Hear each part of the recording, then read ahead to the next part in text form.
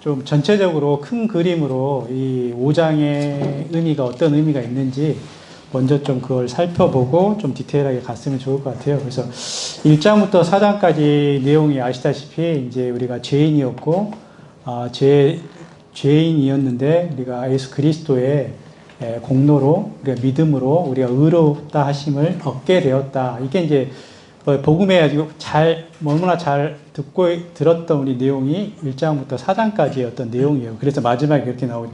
그 4장 25절에 예수는 우리의 범죄함 때문에 내어줌이 되고 또한 우리를 의롭다 하시기 위해서 살아나셨느니라. 우리를 의롭다 하셨다.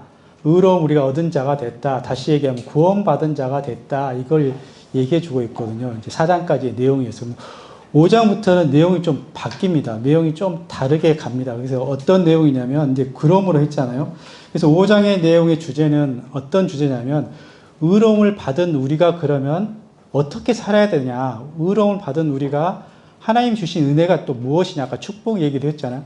어떻게 의로움을 받은 자가 하나님 앞에 받은 게 끝이 아니라 사실은 구원은 시작이라는 의미가 시작이라고 알고 있잖아요. 그래서 구원 의롭다움을 받은 것이 전부가 아니라 그건 시작인데 의로움 이후에 그럼 우리가 어떻게 살아야 되냐. 또 의로움 이후에 하나님이 우리 가운데 주신 은혜가 주신 것이 무엇이냐, 그 축복이 무엇이냐, 이런 내용들을 5장부터 8장까지 다루고 있습니다. 그래서 이제 사실은 이제 구원받은 우리에게 많이 적용되는 어떤 부분이거든요. 그래서 첫 번째로 이제 하나님이 우리를 이제 의롭다 하심을 얻게 됐고 우리가 하나님 우리를 의롭다 하신 목적, 이유가 무엇이냐 했을 때 여기 보면 이제 1절에 나오죠. 이제 그러므로 예수 그리스도로 말미암아 그러므로 우리가 하나님과 화평을 누리자는 거예요. 첫 번째 하나님이 우리를 구원하신 목적, 그리고 우리에게 주신 목적이 뭐냐면 하나님과 사귐이 있게, 화평이란 말이 화친이란 말이잖아요. 그 전에는 원수였고 하나님과 상관없이 살았던 자인데 이제 하나님과 의로움을 통해서 하나님과 가까이 있는 자가 됐다는 거예요. 그래서 하나님이 사귐을 갖기 위해서 우리를 의롭게 하신 거예요. 사실 의롭지 않으면 하나님 앞에 우리가 설 수 없기 때문에 하나님 의롭게 하셔서 하나님 앞에 우리를 두셨다는 거예요. 왜 주셨겠어요? 네, 우리와 사귐을 갖기 위해서. 그래서 화평이랍니다. 그래서 이제는 화평을 누리면서 즐거워하자. 그 하나님이 우리 가운데 원하신 구원의 목적이라는 것을 얘기하고 있습니다. 그래서 구원 이후에 우리가 하나님과 화평을 누리게 됐다. 이제 하나님과 사귐을 갖게 됐다. 사랑의 관계를 갖게 됐다. 이렇게 말씀하고 있습니다. 그것이 아까 첫 번째 하나님 우리를 구원하신 목적이기도 하고 하나님이 어떤 우리에게 주신 축복이에요. 두 번째는 뭐냐면 은혜를 얘기했는데 은혜는 뭐냐면요. 두 번째가 이제 은혜인데 우리가 은혜 얘기하면 내가 죄 사함을 받고 하나님께 이제 그 멸망으로 가지 않는 사망으로 가지 않는 그 은혜를 입은 걸 은혜라고 알고 있잖아요. 근데 그 은혜뿐만 아니라 여기서 말하는 은혜는 뭐냐면요. 하나님의 그 영광스러운 뭐라고 표현했냐면 하나님의 영광을 그 은혜에 들어감을 얻었다고 그러는데 은혜에 들어감을 얻었어요. 우리가 구원받은 것도 은혜지만 더 큰 은혜는 뭐냐면 하나님과 영광스럽게 우리가 영광에 참여하는 자가 됐다. 이것이 더 큰 은혜라는 사실이고. 그러니까 하나님이 우리를 구원해 주신 은혜뿐만 아니라 또 다른 은혜를 더 부으신다는 거예요. 그 은혜가 뭐냐면 이제 죽지 않는 정도가 아니라 하나님의 영광에 우리가 아들로서 같이 참여하는 자가 되게 하셨다는 은혜를 더 부으신다는 거예요. 하나님의 속한 신령한 것을 우리에게 모든 것을 주시는 그 은혜를 얘기하고 있는 거예요. 은혜가 또 다른 은혜입니다. 또 다른 은혜라기보다 더 큰 은혜, 하나님의 영광에 참여하게 하는 은혜를 주셨다. 이렇게 말씀하고 있고 그 은혜는 그래서 그 은혜는 현재 당장 이루어진 하나님 영광에 참여하는 자가 지금 되는 건 아니잖아요. 그 영광은 소망 가운데 두셨다고 얘기하고 있어요. 그래서 우리를 이제 그 영광 가운데 참여하는 은혜에 있게 하셨는데 그 은혜가 이제 그 앞으로에 다가올 그것이 우리에게 소망이다. 이 소망을 얘기하고 있고 그래서 우리에게 이런 미래에 하나님의 은혜에 참여한 은혜의 소망을 우리 가운데 주셨다. 그래서 그 소망이 우리 가운데인데 여기서는 이제 그 전 한 가지 더 하나님 주신 어떤 축복이 뭐냐면 사랑이라는 것이라는 것이 생각이 됐어요. 그래서 여기 보면 이제 우리의 소망이 부끄럽지 않다고 하는 게 어떤 의미냐면 이 소망이 거짓말이네. 이렇게 하면 부끄러울 수도 있잖아요. 근데 이 소망이 부끄럽지 않는 것을 무엇을 하나님 확증하셨냐?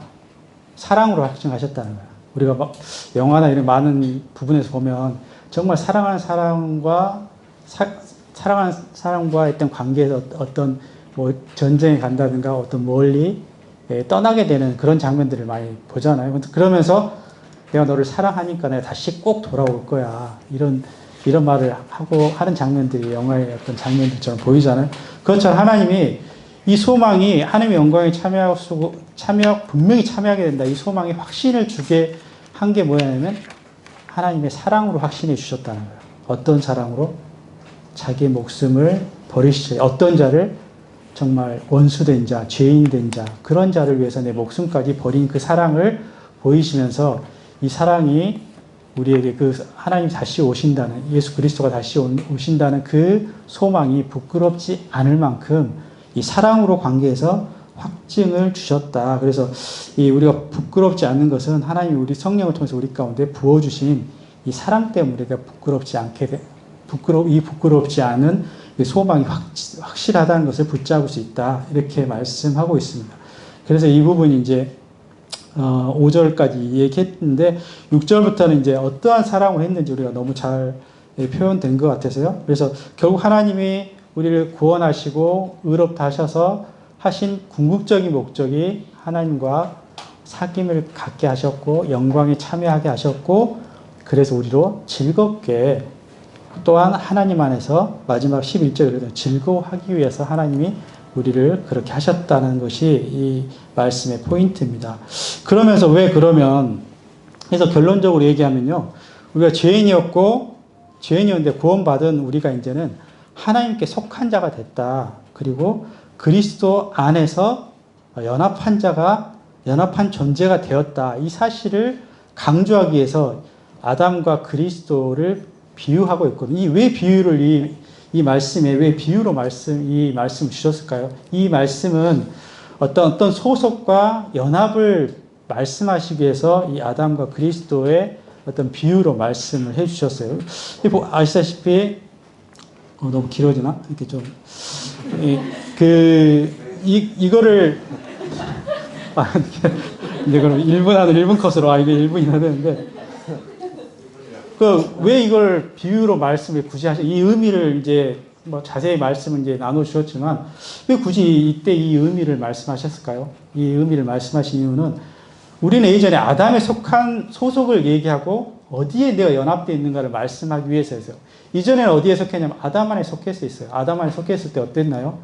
죄인이었고 사망이 그 안에 있었고 우리는 아담과 연합됐던 사람이었다는 거예요. 근데 이제는 그것과 똑같으면서도 반대적인 거 있죠. 그것과 똑같으면서 우리가 누구에게 소속됐냐? 이제는 하나님께 소속되어 있다. 그리고 하나님과 연합되어 있다. 이거를 대조적으로 비유하기 위해서 아담과 그리스도의 세계, 아담의 세계에 대해서 비유로 말씀하신 거예요. 예전에는 아담에 속해서 그렇게 살았지만 이제는 그리스도 안에 살게 됐다. 그러면서 같으면서도 다른 점은 뭐냐면 아담 안에서는 사망이 있었지만 그리스도 안에서 생명이 있었고, 그런 여러 가지 이제 차이점들을 많이 나누잖아요. 그러면서 저는 한 가지 이제 이 비유를 하면서 마지막 나누고 싶은 게 뭐냐면, 죄가 왕노릇 했는데, 저는 한 가지 좀, 이번에 묵상하면 좀 생각했던 게 뭐냐면, 죄가 왕노릇 했잖아요. 사실 그건 확실하게 알잖아요. 근데 그리스도 안에서는 어떤 걸 말씀하냐면, 은혜가 왕노릇 한다. 그거 확실하게 알고 계십니까? 죄가 왕노릇 한 것처럼 이제 그리스도 안에 있을 때는 은혜가 왕노릇 한다니까, 우리 가운데. 은혜가 역사하고, 은혜가 우리를 이끌어가고, 은혜로 우리를 하나님이 인도하신다. 이런 의미로 말씀 마지막 하고, 그래서, 정말 내가 예전에 막 죄로 인해서 막 이끌려왔던 삶이, 동일하게 은혜로 이제 이끌어가는 삶을 살게 하셨구나. 이게 좀 다시 한번 생각해 보면서, 은혜가 왕노릇하는 사람이 되었다는 축복이 저희 가운데 있다는 것을 다시 한번 좀 생각해 보게 됐습니다.